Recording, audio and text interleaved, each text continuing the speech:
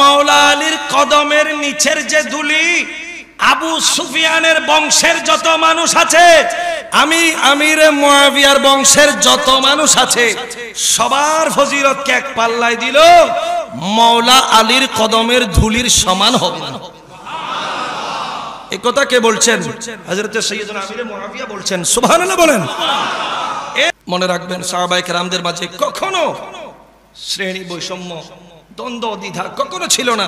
আল্লাহর কোরআন বলছে, আশিদ্দাউ আলাল কুফারি রুহামাউ বাইনাহুম, তারা একজন আরেকজনের প্রতি বড় দয়াবান ছিলেন। এটা আল্লাহর কোরআনের ঘোষণা। আর আপনি আর আমি এসে 2024-25 সালে এই হযরত সাইয়্যিদুনা আমির মুয়াবিয়া আর মাওলা আলী শানের মধ্যে আমরা কি করছি? আমাকে একজন সাহাবী নামে মুবারকা খাস করে দিয়েছেন, যিনার নাম সাইয়্যিদুনা হযরতে আমিরে মুয়াবিয়া রাদিয়াল্লাহু তাআলা আনহু। এখন উনি কে? এমন একজন সাহাবী যেনাকে অস্বীকার করলে আমাদের ঈমানের খতরা একভাবে নয়, দুই ভাবে হয়ে যাবে। ঈমানের খতরা কয়ভাবে হবে? দুই ভাবে আপনার ঈমানের খতরা হবে। হযরতে সাইয়্যিদুনা আমিরে মুয়াবিয়া রাদিয়াল্লাহু তাআলা উনি এমন একজন সাহাবী যিনাকে অস্বীকার করনেওয়ালারা দুই দিকে চলে গেছে, একটা খারেজি হয়ে গেছে তো আরেকটা রাফেজি হয়ে গেছে। কথা বলেন না কেন? সেটা কেমন আমি বলছি শুনেন, একবারে মুখতসর করে বলছি।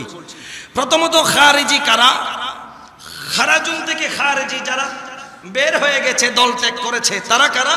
তারা প্রথমে সাইয়্যিদুনা মাওলায়ে হায়দার, আলী হায়দার, মাওলা আলী কাররামাল্লাহু ওয়াজহাহুল কারীমের দলের মানুষ ছিল, আহলে বাইতের প্রেমিক ছিল, আহলে বাইতের মোহাব্বত মাথার তাজ করে রাখত, মাওলা আলীর দলের মানুষ ছিল।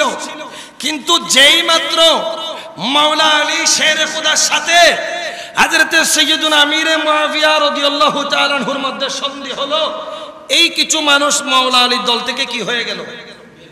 বের হয়ে গেল। দল থেকে বের হয়েছে মাওলা আলীর, ঘটনা হয়েছে সাইয়্যিদুনা আমিরে মুয়াবিয়ার সাথে। তাহলে বোঝা গেল এখানে মাওলা আলীর প্রতি মহব্বতের কারণে তারা মাওলা আলীর দিকে নিসবত নয়, তাদের নিসবত ওই সাইয়্যিদুনা হযরত আমিরে মুয়াবিয়া রাদিয়াল্লাহু তাআলা আনহুর দিকে। সাইয়্যিদুনা আমিরে মুয়াবিয়ার সাথে কেন সন্ধি করেছেন? এই রাগে, এই ক্ষোভে তারা কি করে ফেললো? দল থেকে বের হয়ে গেল। এই যেদিন থেকে বের হয়েছে সেদিন থেকে তারা লানতের বুরকা পরিধান করেছে, তাদের নাম হয়ে গেছে খারেজি। কি হয়ে গেছে? খারেজি। এক। এবার আরেকভাবে কিভাবে ঈমানের খতরা আছে দেখেন, রাফেজি। কি বলেন না? রাফেজি।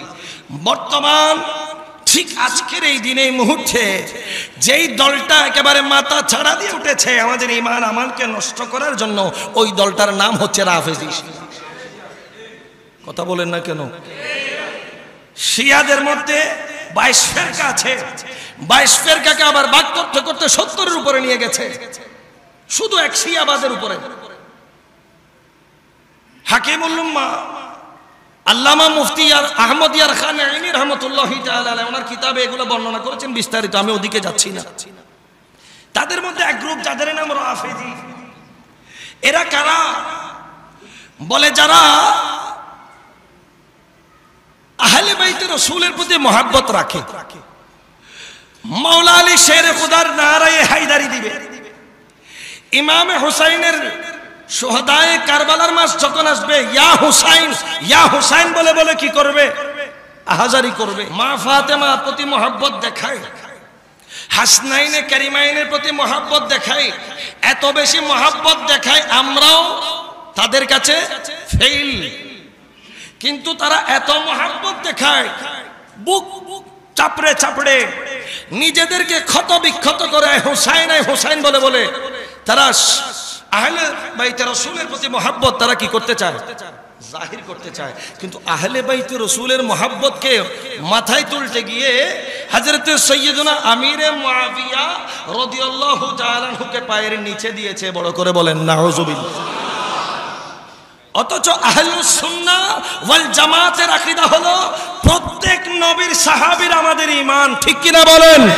একজন নবীর সাহাবীকেও বাদ দিয়ে মুমিন হওয়ার সুযোগ। এদের একটা অসুখ আমি আপনাদেরকে ধরাই দিই। দেখেন রাফেজি কত বড় খারাপ, দেখেন এবার বুঝবেন আপনি। তারা 10 মুহররম আসলে আই হোসাইন বলে বলে কি দেবে, নারা দেবে।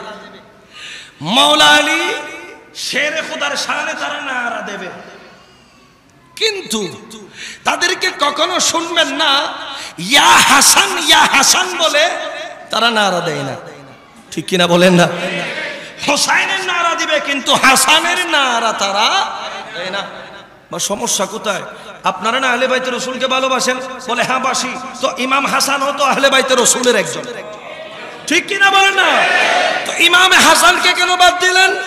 বলে ইমামে হাসান ওখানে 661 খ্রিস্টাব্দ সনে হযরতে সাইয়্যিদুনা আমিরে মুআবিয়া রাদিয়াল্লাহু তাআলা আনহুর সাথে সন্ধি করেছে, এইজন্য আমরা ইমামে হাসানকে বাদ দিয়েছি। বড় করে বলেন নাউজুবিল্লাহ। অথচ আমার নবী কি বলেছেন?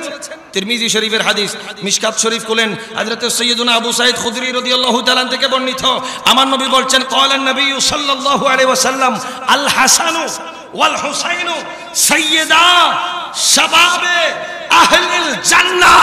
উচ্চ আওয়াজে বলেন না সুবহান। হাসানকে বাদ দিয়ে মাওলায়ে কাল্লারের মহব্বত পাওয়া যাবে? হাসানকে বাদ দিয়ে আমার নবীর ভালোবাসা এটা তো চিন্তাই আনতে পারবেন না। আমার নবী বলেছেন আল হাসানু ওয়াল হুসাইনু, দুজনের মহব্বত লাগবে। আমি নবী দুজনকে জান্নাতের সরদার, জান্নাতের যুবকদের সরদার বানিয়ে দিয়েছি। তাইলে আমার কথা এবার আসেন, একদল খারেজি হয়েছে তো আরেক দল রাফেজি হয়েছে, মাঝখানে কে ছিল? বলে সাইয়্যিদুনা আমিরে মুআবিয়া রাদিয়াল্লাহু তাআলা। তাইলে সাইয়্যিদুনা আমিরে মুআবিয়া রাদিয়াল্লাহু তাআলা হুকে মানলেন তো আসহাবী কান নুজুমের উপরে আছেন। সাইয়্যিদুনা আমিরে মুআবিয়াকে বাদ দিয়েছেন, শুধু আল হুসাইন বলেছেন, তো আপনি রাফেজি হয়ে গেছেন। আর যদি সাইয়্যিদুনা আমিরে মুআবিয়া রাদিয়াল্লাহু তাআলা আনহুকে আপনি বাদ দিয়েছেন, আপনি খারেজি হয়েছেন। আল্লাহ আমাদের ঈমানকে হেফাজত করুন, বলুন না আমিন। আল্লাহ আমাদেরকে আবাদুল আবাদ শিয়াদের থেকে, খারেজিদের থেকে, রাফেজিদের থেকে আমাদের ঈমানকে মজবুত করে শক্ত করে ধরে রাখার আল্লাহ তৌফিক দান করুন, বলুন না আমিন।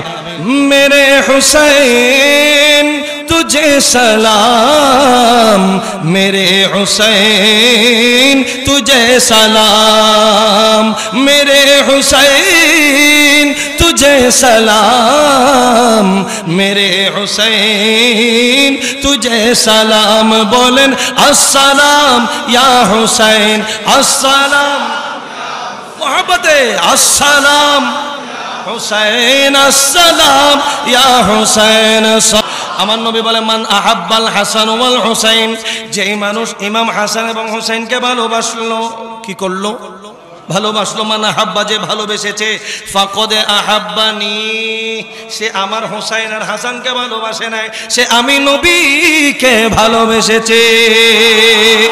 আর আমার নবী বলে ওয়ামান আবগাদাহুমা, আর যে মানুষ শুধু ইমাম হাসানকে ভালোবেসেছে, হুসাইনকে বাদ দিয়েছে, হুসাইনকে ভালোবেসেছে, হাসানকে বাদ দিয়েছে, তাদের শানে গুস্তাখি করেছে, তাদের নারা বাদ দিয়েছে, তাদেরকে বাদ দিয়েছে, তো আমার নবী বলে ফাকদে আবগাদানি, সে আমি নবীর উপর লানত দিয়েছে, সে আমি নবীকে অসন্তুষ্ট করেছে। উচ্চ আওয়াজে বলেন